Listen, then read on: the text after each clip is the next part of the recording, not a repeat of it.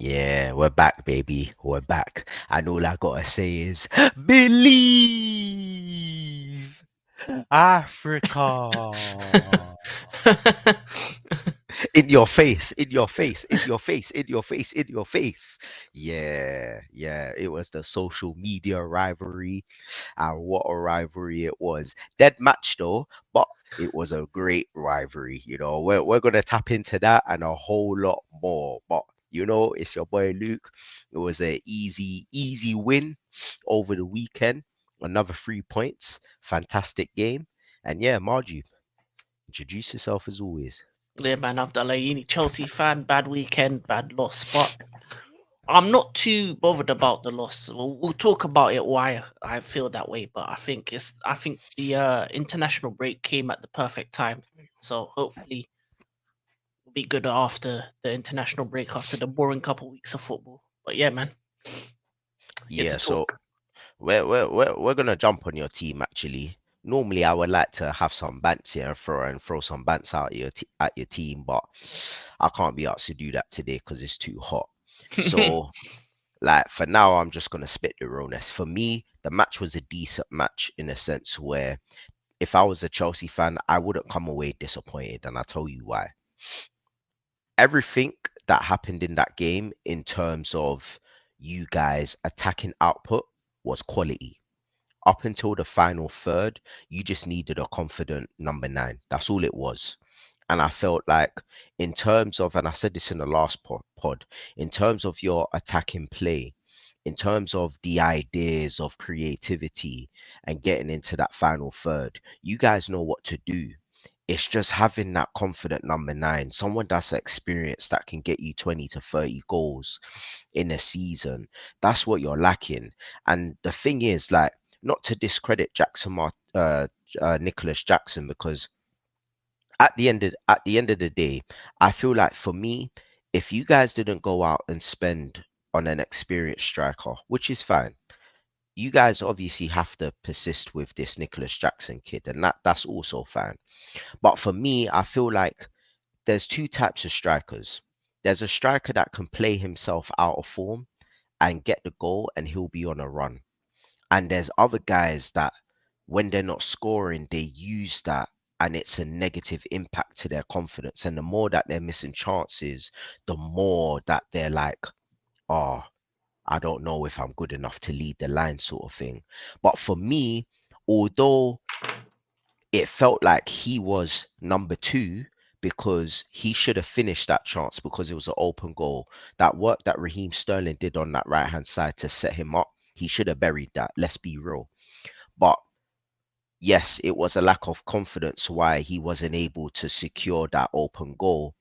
But I feel like for me, and I'll always say this about a striker, it's very worrying if a striker doesn't get into those 6 yard positions and create opportunities for themselves to score. He's the complete reverse. He's getting in those in that box. He's getting in the 6 yard positions. He's finding the spots whereby his teammates are trying to find him, and he's getting on the end of it. He's just not finishing. And I feel like that's a sign of a good striker because for me, Nunes was the exact same thing last season. He was always in the right spots. He was always in the right position. He was always causing a threat back in behind the shoulder, but he just couldn't finish his dinner. And now look at him now. He's got preseason under his belt and now he's able to score goals. And I feel like the same thing's probably going to be with Nicholas Jackson. I feel like, yeah, he might get a couple goals or two and that might improve his confidence and he might go on a scoring run. But I feel like he shouldn't be judged this season. I feel like he probably needs another preseason under his belt. And let's be real, you guys signed bare players. You guys still need to understand each other's positioning, understand where XYZ is going to move. And then last comment that I'm gonna say is, and I said this before in the last pod, Thiago Silva needs to be dropped. He needs to go. I feel like I said in the last pod, he's a liability and he's not helping you guys at the back. He's a hindrance. Normally you need experienced guys at the back that's going to be like, oh, go there, go there, go there. But I don't feel like he's doing that. And I feel for me, you guys need to follow the path that Arsenal's had. Play young centre backs, Saliba and Gabriel. You guys have got the centre backs. So I don't get why you're not going for that four at the back. It doesn't matter about injuries. Injuries shouldn't mean that you have to change to facilitate Thiago Silva, who's a liability. Work with what you got, in my opinion. And I feel like you got the fullbacks that can play the four at the back. You got the two young centre backs that can play and have that thriving partnership to build that chemistry. So I feel like for me, where that game was won and lost was the fact of, again, your defense let you down and your striker let you down. But I don't feel like the striker situation is that much of a to blame. I just feel like, again, he just needs to find his form, and once he score goals, he'll get into that form. I feel like the main issue right now is your defense, and I feel like when Pochettino figures that out and drops Thiago Silva, I feel like you guys will be all right. For me, the game was decent in my opinion. I feel like, again, as a neutral, watching how you guys play, and I've spoken highly about you guys as it is already in these last couple games. Like the football that you guys are playing is a breath of fresh air, and it's a completely different type of style to what you guys normally play. And it's just good to see you guys always on the front foot, always making those passes, always having your head up and trying to look for your striker. So again, like obviously, Margie, you might have a difference of opinion, but for me, I wouldn't come away from that game fully disappointed, knowing that you guys are heading in the right direction. It's just the small tweaks, in my opinion, and I feel like, as you rightfully said, the international break should be able to help you solidify those small tweaks and then go again in after the international break. But what's your opinion anyway? Like, what do you think of the game? Like, what's your opinion? Um, on the game, I think our biggest issue is that we are playing four at the back when we're on the ball, but there's two players that are out of position, and I don't think it's because of Thiago Silva. I think the player that we need to remove or move back to his natural position is Ben Chilwell, because he's playing at left wing. When we play four at the back, it's Gusto, Thiago Silva, no, Diassi, Thiago Silva, Colwell at left back, and Chilwell's playing left wing. But in the game, he had 44% pass accuracy, Chilwell.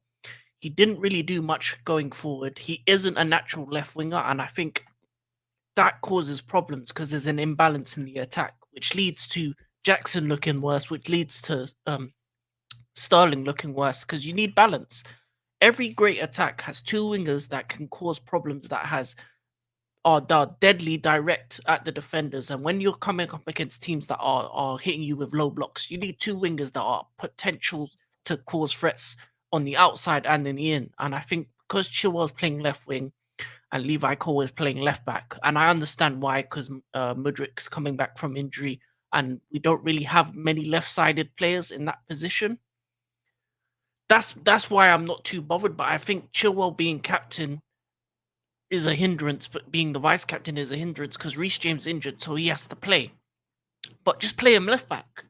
I don't think he. I think I would rather you take off either Diassi or Thiago Silva, either one of them, play a flat back four, and have an attacking player on the left wing.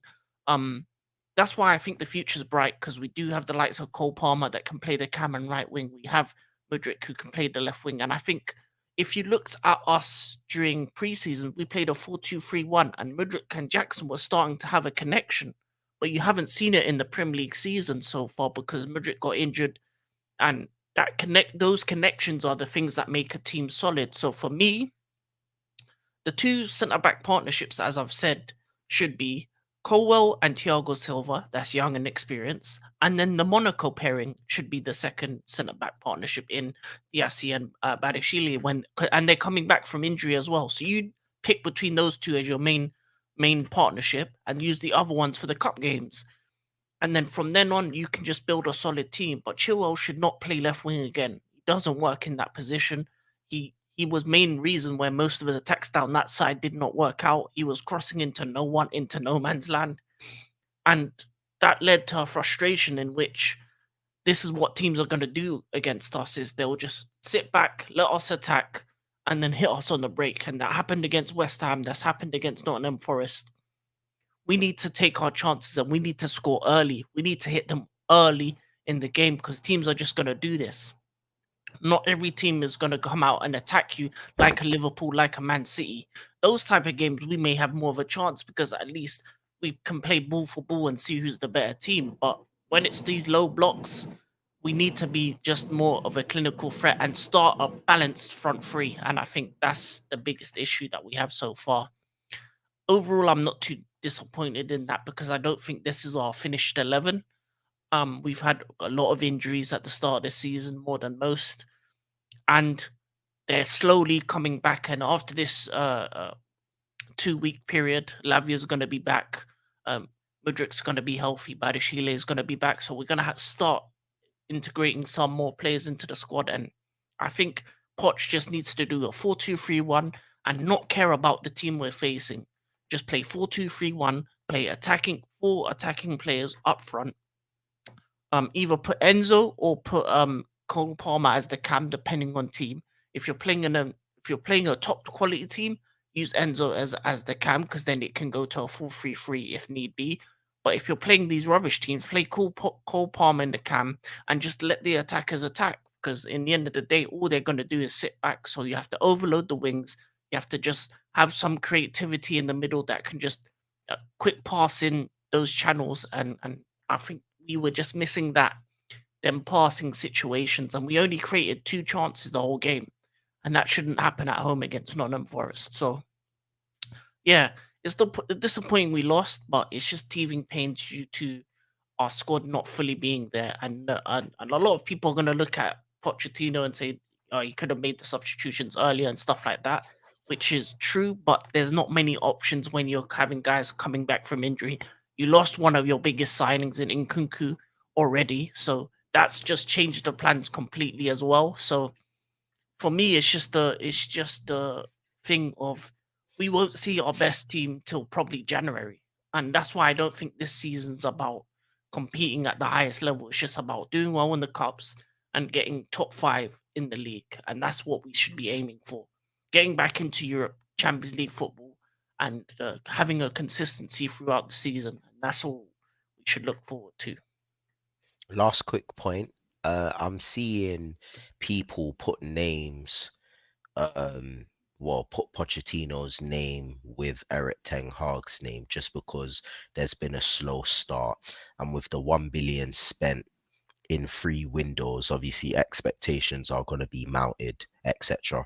I want to get your point of view with social media talking about Pochettino's position at the moment. I disagree with it, and I just think it's just social media and just people knee jerking and jumping to reactions. And I just don't think they understand football. But I just want to get your opinion. It's probably going to be the same as mine anyway, but just want to hear it from your side anyway. What's your thoughts about it? The 1 billion point is a banner thing because if you actually look at that 1 billion, a couple of those players we've already sold. So Koulibaly, we've already sold. Even Cucurella, we look to sell. So a lot of the players that we bought in that first window was just a reaction to the fact that we lost a lot in that first window. People forget that we lost Christiansen and Rudiger in the same window for free. People forget that the sanctions happened and that led to us losing players and uncertainty in our club in that transfer window, which we were panic buying for the whole window because we there was no plan for that first window when the Bowleys came in because they came in with not really no sporting directors, no people to give them advice on who to buy and who not to buy, and there was a lot of fails during that first window. Then in January, you saw the sporting guys come in, and the last 2 windows has been an emphasis on guys under the age of 23 who aren't here for now, they're for the future. We have the youngest squad in the Premier League. We got rid every player we got rid of was either on big wages or old. So we have a lack of experience in terms of the squad itself. There's only probably like 3 senior players in terms of Chilwell. You consider Reece James senior and Sterling and Thiago Silva. So lack of like elder statesmen, but that's not a big issue. So when people look at our team and Pochettino and think that he's going to be able to be like magic and do it straight away, It's not possible. This is a thing that's going to be over 2, 3 seasons to where you see the fruits of the labor, where you see some of these young guys who are on loan, like the Cassidays, like the guy that went to Nottingham Forest. What's his name? I can't remember I forgot his Or name. Anyway, who, the Lewis Brazilian. Hall? No, not Lewis Hall. The Brazilian Andre Santos and players like that. All of these guys over the next couple years will be reintegrated into the squad, and then you'll see a squad that has two full 11s of players that we want. Because even if you look at the left back situations, we have three left backs, we have we have six centre backs. A couple of those guys are gonna go. Chalobah's probably gonna leave soon.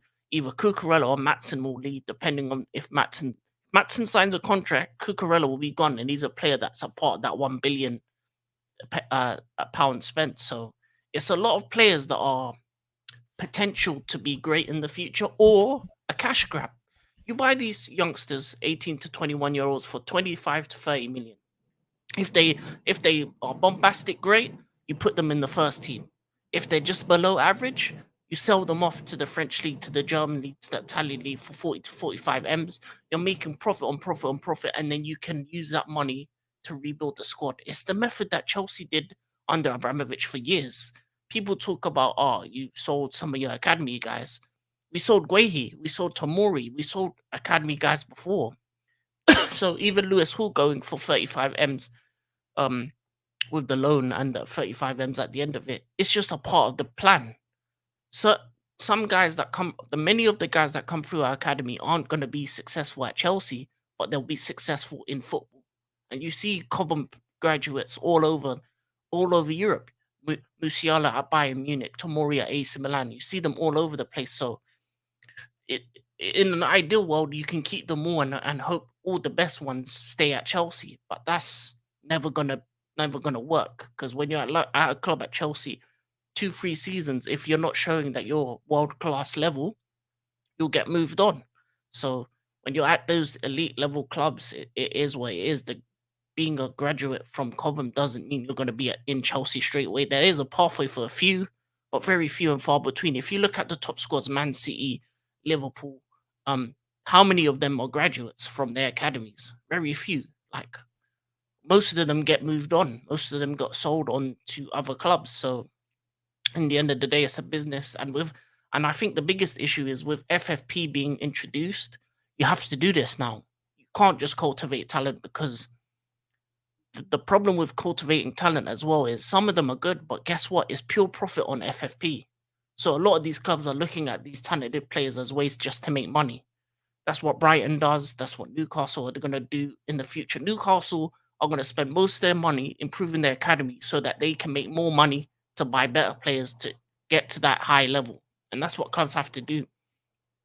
And then you've got the multi-club model where you can loan players out. We got Strasbourg already. We're looking at Portuguese and Brazilian clubs to buy, like Sporting Lisbon's, etc. So it's a plan that may not even, you may not see Chelsea win something big for 4 to 5 seasons. That might happen. It depends on the rate of success and progression. But as far as I'm concerned, as long as Pep is in the league, it's very hard that you're gonna win things in this league. So for me, I think what Chelsea are trying to do is be the next one up. So as soon as Pep's gone in a couple seasons, we'll be right there with the young talented squad ready and waiting to burst onto the scene and dominate that way. So I think it's a different thing for Chelsea fans, because they used to success, success, success. Now it's a time of lean back, wait a couple seasons, then you'll see the fruits of the labor over time. But it's different, but at the same time, for me, I've seen my team win everything. So I'm at the point where if you're around my age or older, you've seen Chelsea win everything. Everything. So you don't care. But these guys on Twitter and Instagram, they're like 18. They haven't seen their team win everything. But the fact is, not many clubs have. You look at Arsenal fans; they do the same hyperbolic things. They haven't seen their team win anything. Man, them gone through to uni and still haven't seen a Premier League title. So, you know what I mean? Like, it is where it is.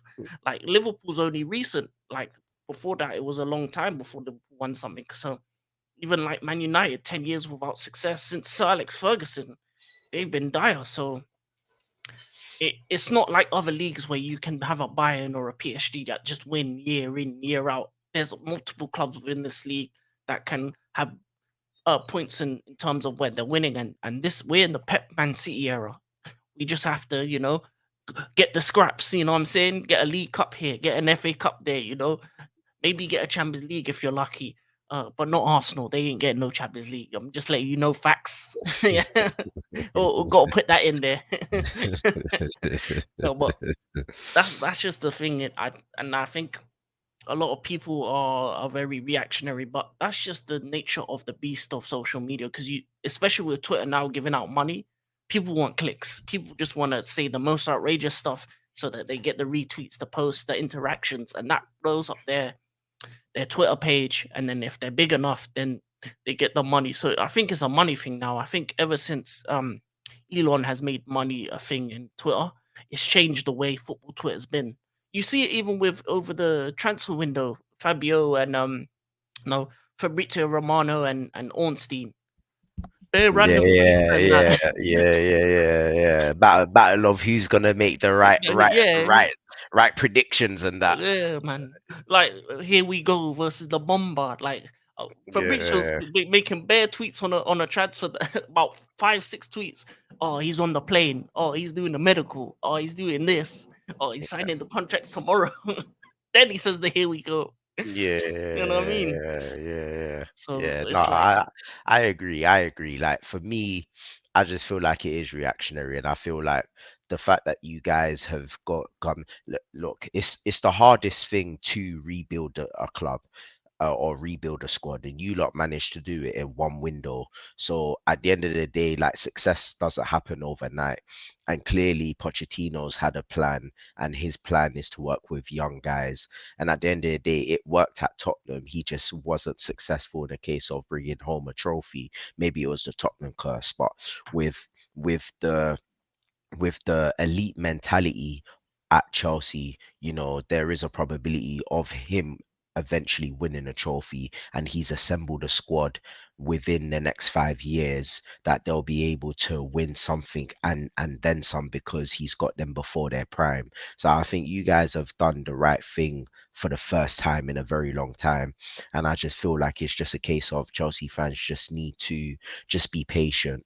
At the end of the day, as I said, success doesn't happen overnight.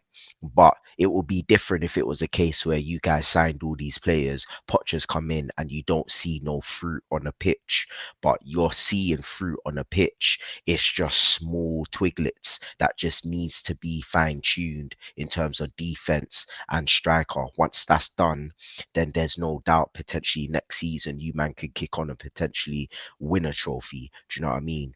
But speaking of twiglets and signings and potentially go on and win a trophy, we'll move on and we'll go on to Liverpool. There's not really much for me to say about my team, which is why we spent long on Chelsea. At the end of the day, it was a professional performance. We were home. We done our thing. At the end of the day, we did what we were supposed to do and we won our game. And at the end of the day, I said this before and I'll say it again. If you play a high line, then Liverpool's just gonna capitalize. And at the end of the day, Aston Villa played a high line against Newcastle and it didn't work. They got slumped. They've now come in and played a high line again against Liverpool, and it was a professional performance. We got the job done.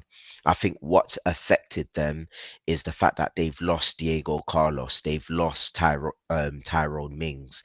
These are 30 centre backs that could potentially understand how to hold a high line and try and play that offside trap. Having Par Torres, who's got no experience in the Premier League, and expecting him to do it in his debut season with no understanding of the partnership that he has is very difficult. And I think for me, Aston Villa really and truly, until Tyrone Mings and Diego Carlos come back, I think the strategy should be to play a low block system because they've got the wide players, they've got the pacey wide players in DRB and Leon Bailey and Ollie Watkins with the pace to play on the counter attack. They've done it before last season, which made them so successful, and they can do it again. I don't know why he insisted on playing a high line, especially against the likes of Liverpool, who's got fluidity in the final third with the attacking players that we got. I just think he tactically got out battled, outwitted, and I just don't think he went there with the correct game plan. And Liverpool just went there and just nutted all over them. To be honest, like I think Slobber Sly is probably one of the most gifted and technically best ballers that I've seen to strike a ball in a very long time. I think that goal was so dirty, like it just reminded me of a Robin van Persie esque type of goal. The techers that went with that shot was just unbelievable. Obviously, the next goal was our own goal, unfortunately, and then lastly, it was Mohamed Salah. With his goal. Um, so for me, as I said, it was just a game where we got the job done. Let's go into the international break, try and integrate the players that are either injured or who we've signed, i.e. Gravenberch. And obviously, yeah, integrate those players, fine tune the tweaks that needs to be done, and then keep it moving. I think for me, the one standout performer in that game, yes, I would have said Trent, because Trent did perform on the next level over the weekend. But I think for me, I feel like the standout performer in that game was Joe Gomez. I feel like he was phenomenal in that game. He read the game well. His partnership with Joel Matip was unbeatable. He recovered well. He dominated in the air well. He got into the tackles nicely. I just felt like he was on job that game, and I felt like it was the Joe Gomez of old type of performance. And you knew it was when Jurgen Klopp went up to him and just shook his hand and just gave him that uh, uh, a surety that you're back, sort of thing. And I feel like whilst Van Dijk is out, I feel like we need Joe Gomez to step up his game. And I feel like that game is probably a confidence boost anyway, because I feel like Joe Gomez hasn't been the same since his injury. And I felt like that whole game was just uh as I said, a professional a performance from everybody. Everybody stepped up their game. McAllister did well in the six. As much as I don't want him to be in the six because we signed a CDM, but it was just good just to see someone control that midfield the way that he did, and allowed the freedom of Slobosly to just roam around and just pick a pass and just do what he did best. And I feel like this midfield is giving the likes of Salah and our other wide guys more freedom in and around the 3 yard box. No longer do they have to suffer with Jordan Henderson's pointless crosses anymore, or who fit football. Now we're playing proper possession type football, passing it across the floor and utilizing our wide guys to run in on onto the ball. And I just felt like if we can continue on doing this with our injured additions to return back into the team, with the Bicetic, with the Thiago, with the Van Dijk, you know, after the international break, it's going to be fantastic. We've got some interesting fixtures coming up with Tottenham in there as well. And for me, I just feel like if we can continue on with this form, the possibilities are endless. But I want to get your opinion, Margie. Did you watch the game? What was your thoughts? Yeah, I checked it out. I checked it out. Yeah, I just think in terms of Aston Villa, they just played the wrong way against you. Um, the high line never really works against Liverpool because you always have pacing behind. The one thing that Liverpool has, and probably one of the greatest in the league, is the attack. And you add that with the way Szoboszlai has been playing, and the midfield dominating the game like it did, it was always going to be a tough ask for Aston Villa. The injury to Diego Carlos early on as well was a game changer in terms of they're playing with Pau Torres and Konza at the back, who I don't think Both either of them are really comfortable playing that high line kind of feature. So you saw it in the game. You saw that Liverpool were dominant the way they played and stuff like that. But I just think for me, I don't know. Villa is a bit of an iffy one. I thought they would do a lot better this season in terms of the way they played, but I just think this high line isn't working out, and I think Unai Emery needs to go back to the drawing board and do what he does best and the low block stuff. Because if they played a low block against you, I think they would have got something out of the game. Because the one thing that Liverpool aren't great at is defeating low blocks. But when you're giving them the opportunity to counter attack and have space in behind, that's their game to a T. Um, that's when they're at their potent best, and you saw it. And I like the way they were playing going forward. Defensively, yes, Gomez and Matip stepped up in the absence of the two defenders that were missing for different reasons. Um, but it just in my mind is nagging that if FSG just signed the DM and an extra centre back, this team could go on to do something special this season because everything else they've signed has been, as far as I'm concerned, been great signings. So Boschlei looks good. McAllister looks really good. Endo is a kind of guy that you can bring on last couple of minutes just to shore up a game. Their attack is pretty much perfect.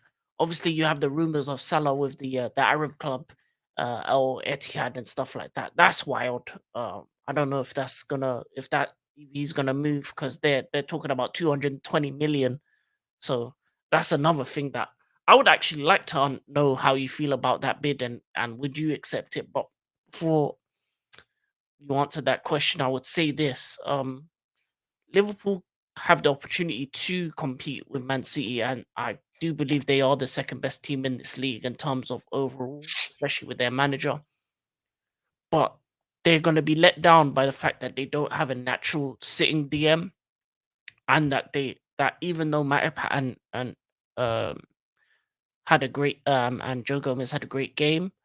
I want to see if they can consistently do that because if they can't, then that will be a problem. But if Joe Gomez gets still back to the point where he was before he was injured, then we might be onto something. But I still feel like you needed a left-sided centre back and a DM, and the fact that you didn't get those two positions in, even if you had to overspend for a Decore or someone else in that left-sided centre back position, I'd rather you have done that than leaving it empty how it is.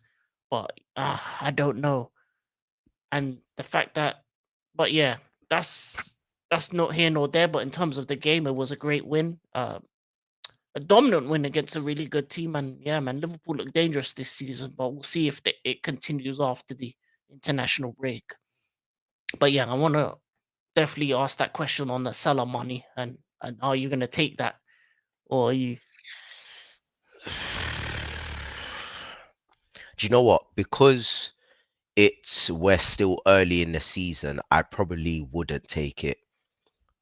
Yes, it's 220 M's, and that's enough to get the likes of a centre back and a CDM. But the problem is, money isn't an issue at Liverpool. We've established this. It's the owners that's the issue. You know, we've got the money, we just don't want to spend it. And for me, the main concern is if we were to accept that 200 M's, is that going to be invested in a team or is that just going to go in FSG's back pocket and then look at another new venture to try and buy another team in a different franchise or a different sporting organization. Like you just never know with these owners. I think for me, because we are still early on in the season and Salah has been vital in most of the games that we've played. If you take away Salah out of the team, that's at least 30 to 40 goals that you're taking out of this team. You know, is that really worth it? You know, Salah really is the difference between making that top four or winning the league to him coming out of the team and just struggling, barely getting top five. So I think for me, with us not having the capabilities of finding that replacement because the window's closed, I personally wouldn't accept it. Um, does he have my blessing to leave? 100%. He's done more than enough in these 5, 6 years for him to justify him leaving. I think he's done more than enough to justify him leaving. He's won everything that he's need to have done. He's outscored Harry Kane. If you saw seen the statistics, he's actually outscored Harry Kane whilst being in this division. No one has done that. So for me, he's rebuilt his career since leaving Chelsea. You know, people don't respect his name, and we all know why they don't respect his name. But we're not going to go into that because I'm not trying to start no political thing right now because it's too hot. But we will go into it at some point. Don't you worry about that. But for me, I just feel like he's paid his dues and he's done what was necessary in this division.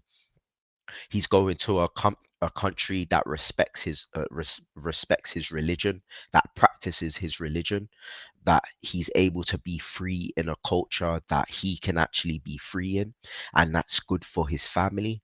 And for me, I'm all for that. At the end of the day, like, you could be Muslim, you could be whatever, and if you're happy supporting or practicing that religion, then go somewhere where you can do that. And for me, I feel like he'll be able to do that in the Saudi League. All of his other brothers, such as Benzema, such as Kante, such as Sadio Mane, them man there are heavy involved in the Muslim culture. And for me, go be with your brothers at the end of the day. So at the end of the day, me being biased, I don't want him to leave, but I would respect him if he were to leave because, as I said, he's done everything that he's need to have done. If it means that we can hold him until January and then sell him and then bring in a replacement like an Mbappe or something, because that 200 M's is more than enough to bring in Mbappe. There's no excuse, and we know he's a Liverpool fan as it is already, so like it would make sense. But if we were to get rid of him now, I would be rioting, and I expect to see Liverpool fans do something to FSG to get them out because it's a disrespect and violation to this team that you will sell the best player as the season is still progressing and still going on. So for me, hold fire that 200 M's, even if it means you accept it, but you say to them, man, we're keeping him until January and then you can take him, then I'll be like, all right, cool. January you can go, bring in a replacement, boom, we're cool. But it just doesn't make mathematical sense to let him go and we don't have a replacement. And for me, if Jurgen Klopp stood by this and said, yeah, he can go, you can fuck off out my team. And that's all that I gotta say. uh, yeah. Fair enough, fair enough, fair enough. I mean, I think FSG might sell him because if you're looking at 200 plus million, they're businessmen in the end of the day, and I think for them it would make business sense to sell a 31-year-old at that kind of money. But we'll see what happens. But we got to talk about the big game of the weekend. Oh Yeah. yeah. The social media beef, baby. Yeah, social Africa, believe. in your face, in your face, in your face. Do you know how much times I watched that, fam? I've watched that at least 10 times and I've still been in tears dying, fam. Oh man, I need to know who that guy is. how they letting an Arsenal fan on a United show to come in and just no, man shout Africa. Yo, that Mm, is the greatest thing that I've seen in a long time. When you thought, yeah, that Arsenal and United, yeah, don't give anymore, they just keep on giving, fam. Like even with Roy Keane getting headbutted by a fan, and then yeah, Macarick was trying to back the beef, fam. Like, yeah. fam, the whole game from start to finish, on and off the field, is just jokes, fam. Oh man, Jokes, fam. But you know what? Like I said in the intro, the actual game was dead. Let's be real. The only time it livened up was during the offside decision with Ganacho. And for me, I think that was perfect IQ from Gabriel to hold his line the way that he did. And for me, it was offside. I don't care what anybody said, it was offside, just marginally. the penalty shout outs that was going for both teams was not penalties. I think if that was given, that would have been a bit too harsh. I think there was barely any contact, and those players were looking for it. I felt like for me, the actual game towards the end with Declan Rice having so much space to bring the ball down and control it the way that he did and score, I think someone should have clamped him straight away as soon as he brought the ball down, but no one was pressing him. And then the fact that Gabriel Jesus had all that time to slide man like one Beyblade and tuck it in on the right hand side, I think for me the defense was just all over the place for Manchester United. I don't know what was going on in that game. I don't know what tactic or strategy or plan that Eric Ten Hag is trying to do, but I just feel like United right now have regressed and they have gone backwards. Not to say that Arsenal wasn't good that game, they were, but I just don't think Arsenal played their best. I just think it was Man United playing how they play, which made Arsenal look good. Because as I said before, if Arsenal came up against Chelsea, Liverpool, Manchester City, I just feel like either one of our teams would have smoked them differently. Because right now they are struggling. Let's be real, but I just feel like because they've come up against an even deader team than them, I just felt like Arsenal just performed and they just got that inspiration from the crowd and it just sparked a reaction and they found the motivation to obviously kick on and win that game. But I just feel for me, this is really dire straits for United right now. I just feel like I don't know what's going on. The signings that they've made haven't helped. Rashford did well that game. He took that goal well, but again, for the rest of the game, where was he? Martial was still silent. Anthony was nowhere to be seen. Their midfield was just non-existent. The centre back partnership, starting off with Lindelof and Martinez, didn't work, and then to still have Harry Maguire and Johnny Evans as well together, that still doesn't work.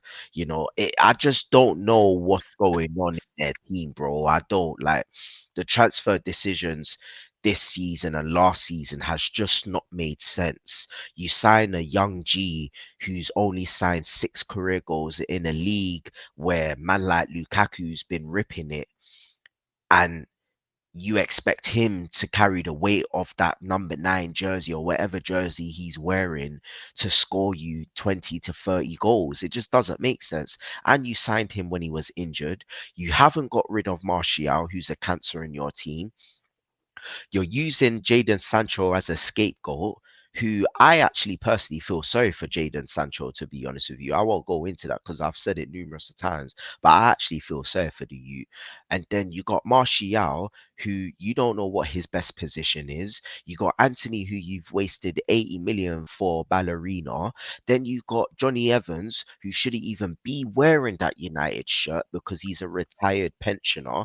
Then you got Harry Maguire, who you couldn't shift off. You got Aaron Wan-Bissaka Booker T, who, okay, fair enough, he's actually been okay at right back, but you could have signed better. Diego Dalot is a liability, whatever position he plays. It don't even matter that he can play left back and right back. He's still dead. Onana didn't make sense. You just basically signed a better David De Gea with their feet. But other than that, they're a liability. All man's doing is shouting at his defenders like he's fucking who's that guy that was shouting in the microphone in WWE that was part of the Heart Foundation. I forgot what my man's name, the manager. I forgot what his name was, but he's basically acting like him.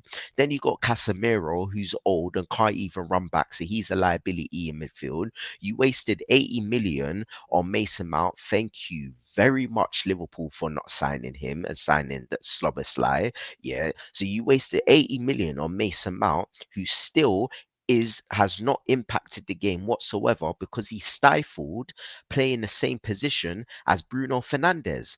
Their whole transfer does not make sense. Then on top of that, you loaned Sofian whatever my man's name is, Amrabat, but you loaned him in and he's injured. Same as the striker. Who does the medical? Who does the medical? How are you signing two players that's injured? My How can back. they pass a medical? I don't understand. My If there's back. an injury, you don't sanction the signing. Liverpool did it with Oh, Nabil wow. Fekir. Liverpool did it with Nabil Fekir. We didn't go through the signing because they picked up an injury in his leg. Yeah, he said he was fine, but we didn't sign him. You guys are signing injured players. Bruv, I don't know what else to say about this team, bruv. Like, what that I don't get it. I don't get it. And you know what? It couldn't have happened to a better team. Yeah, it couldn't have happened because all I my years, all my life growing up, Alex Ferguson has been a pain in my side, and it couldn't have happened to a much better team. So you know what? Let this 5 to 10 years continue with your lack of success. Bombs. That's Wow, what I wow, gotta say. wow. I think the only thing I would disagree with is the Onana take because for me, it's funny that Onana's the most comfortable on the ball. He's more comfortable on the ball than their midfielders. Man was Literally, do- bro. Literally. Man was doing the Edison thing where he was walking forward with the ball, looking for a pass. He couldn't pass to no one. He passed to Maguire. Maguire kicks it out. He passed it to Jenny Evans. He's still holding the walking stick. He passed it to Booker T. Man's dribbling into the parking lot. He passes it to the low. He's back in Portugal, fam. I can't blame him. Like, but I don't know why he went there. Because for me, he's a quality keeper. He's a quality keeper. He's great with his feet. But when Would you you got take the him play, at yeah, I Chelsea? would. Would you take him? I would over someone like Sanchez because the one thing I would say is that if he was at a team that had players that could receive the ball, turn on the and stuff like that, he'd be perfect for a possession-based team, like a Man City-based team. He'd be perfect because he can whip the ball in. He's good with his feet. He knows what he's trying to do. But you're bringing in players in the midfield like Mason Mount that's not good on their feet. Bruno Fernandes is not good on your feet. Casemiro is the only one that you can say, but he's not really that kind of player. That none of the defenders can do it. Without Varane and Martinez there, your defense is pretty much shot. They will. The reason why they lost the game is they said, "Oh, in order to shore up our defense, we bring on Harry Maguire, Johnny Evans like his 2010s." This is the difference for like 10 years ago. Old school style. Where's Brown in that?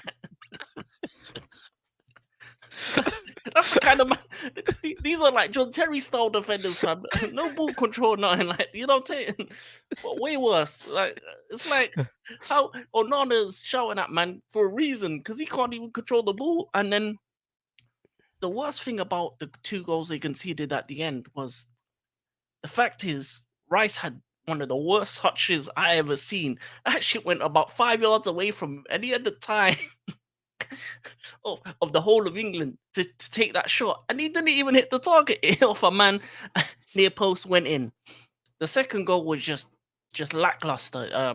From the moment I don't know who someone ran out of a tackle, then Arsenal were just on the charge, and then Jesus did what he did. And for me, I don't blame Dalu. I blame everything before then because them man just left him on his own, and Jesus was only going to do one thing. He said to the right, to the left, to the right, to the left, to the right, and he was gone.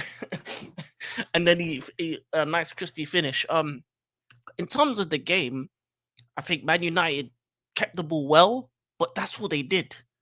It was like it was just recycling. Just pass the here, here, here, here, here. I'm back to the keeper. Here, here. I'm back to the keeper, fam. It was just like they had nothing to go forward, nothing, no emphasis on actually doing anything going forward outside of that Garnacho moment. And even when they scored, it was against run of play. And then they score, and they concede a second later. How are you as a team scoring and then a moment you man are still doing the celebrations, taking the shots off of that, and then they've scored as well. Doing the shaku on the beat, Yeah, fam. exactly. You know what's the worst part about the offside goal? Holland did the sue, fam. Man did the sue to That's the offside goal.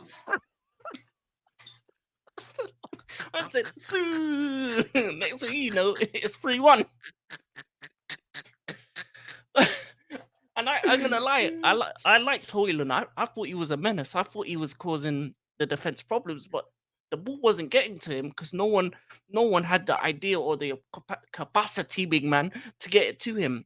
Because the moment he had a tuffle with Gabriel took him down like it was WWE. He said, "Nah, wow, On the side, like, yeah. yeah." Man took him down like it was a wrestler. It was like two giants go meat on meat violence, man. That's what that was. But yeah, man, that game was dead. And thank you, Arsenal and Man United, for taking the Chuckle Brothers in Mason Mount and Havertz, because that miss from Havertz, Yeah, that was abysmal, fam. man, miss kicked it. Miss, Fam. this is a footballer, you Fam. know. Combined 150 M's between them two for that. He had bare time on the ball when it came to him as well. Yeah. He could have controlled it and swatted it, but man, boy, yeah, And bro. and Fabio Vieira, and the thing is, the one thing I would say about Arsenal compared to United is the changes they made improved their team. Yeah. Fabio Vieira, the attacking players they brought on. But I don't know. The thing is, I can't even blame Ten Hag. I only blame him on one thing, on the Sancho thing, but that's a different topic altogether. But but your centre backs backups are Maguire and Evans. When you had a contract signed with Kim Min Jae, but you didn't want to spend the money. There was multiple centre backs that you could have gone for during the. Even Diassi was one that you were linked to. So the fact that you decided of all centre backs is to keep Harry Maguire and bringing Johnny Evans on some loan tickets and say, "Oh no, he's just there for training." Why is he on the field? He's 35. Man should be at the post office saying hi, Sally, fam. Man's on the pitch. Why is he there? Why is he there? Like, he's not even a good 35. He looked like he. Man down. Man down. I feel like Johnny Evans. Man down. I don't get Oh, it, man. I didn't get that at all, man. And the thing about the game is that Arsenal weren't good. They just got away with it. But Man United look lost.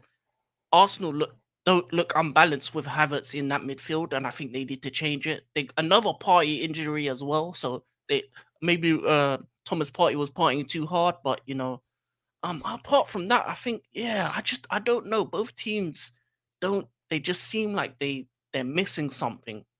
And for me, if they don't figure it out over the coming weeks, I don't know what those two teams are gonna do, because it's a shame. The Arsenal you saw last season to this season at the start is like night and day in terms of the way they play, in terms of the style. They don't look as fluid. They don't look like the team like the Arsenal team last season would have won this game 5-6-0. This should have been a drubbing. This should have been an 8-2, 8-0 kind of game. Because United just didn't look like they were up to anything. So yeah, man, it's a strange one, but we move from that game because it was a great game. But to be honest, fam, the internet stuff was more funnier than the actual game itself. it's So true. to be It's true. honest, After this pod, I'm gonna watch that belief thing again. Still, I'm not gonna lie. But yeah, man, let's quickly run through this transfer update. So basically for me, the signing so far, the two signings so far, which I know you're probably gonna mention one of them, is James Madison and Dominic Sloboslai. I think those two at the moment are the difference makers to Liverpool and Tottenham's attack. I think when you're looking at the league table doesn't lie. I think the reason why Liverpool and Tottenham are in the positions that they're in is because Dominic Szoboszlai has been a breath of fresh air in the midfield. He's been the attacking midfielder that Liverpool's been missing. You know, we've been talking about Liverpool's front three over the years has been the best in the league and in the world, and it's very difficult to try and match that. The only front three that that is better than them is Messi, Neymar, and Luis Suarez. But outside of that pairing, Firmino, Sadio Mane, and Salah is probably the second top front three in the making, and all that they were missing in Liverpool's team was an attacking midfielder or a midfielder that can score at least 10 to 15 goals or assists. And I feel like you're seeing that right now, that he is the difference maker between us winning games and us losing games in midfield. And that's the reason why we're in the position that we're in the league right now. On the flip side, I think losing Harry Kane, in my opinion, and I've said this for years now, that was never going to be a detriment to Tottenham, because I've always said that Tottenham has always looked better without Harry Kane being in the team. I felt like they've always had that fluidity when Harry Kane's not there. Yes, it's always good to have a focal point, a number nine that can hold up play, but you need a number nine that can also contribute in terms of being fluid in the final three, being a rotational piece like the Liverpool front three. And Harry Kane was not that type of person, and it almost felt like a one-man team. But now that he's gone and having James Maddison in there, the chemistry and connection that he's formed with Human Song, with that Solomon you as well that they've got, I feel like Tottenham's been thriving with him in that team, and I feel like those two, in my opinion, are probably the best signings in this transfer window so far. Uh, and I don't think leading towards the end of the season, I do believe that these two will still probably be the best signings this season. Um, Coming towards the end of the season, my comment on these two will still remain the same. But what's your opinion, Margie? Do you have any footballers or any transfers that you've kept an eye on and thought, you know what, this is a signing so far of the transfer window?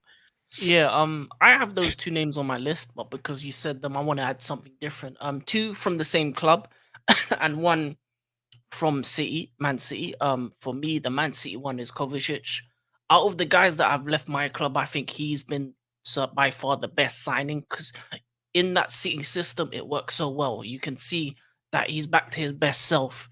He gets onto the ball. He's progressive with the runs and stuff like that, and he's added a new dimension to their midfield.